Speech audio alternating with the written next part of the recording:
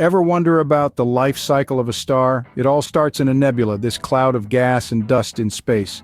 Gravity forces regions within the nebula to condense into clumps.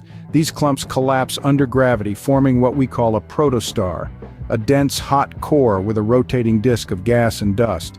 Once the core temperature cranks up high enough, nuclear fusion kicks off. Hydrogen atoms fuse into helium, releasing colossal amounts of energy.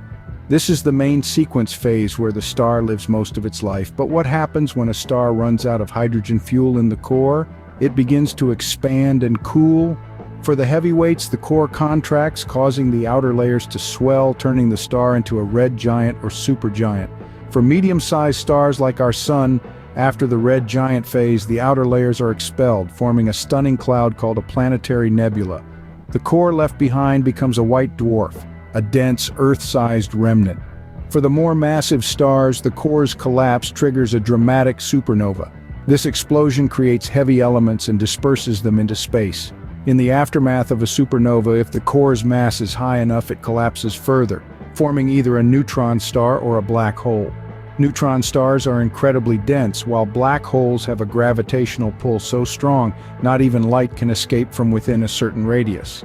The cycle then continues as these remnants may interact with other cosmic bodies or simply exist in space until the end of the universe. Remember, the lifespan and final stages of a star depend on its initial mass.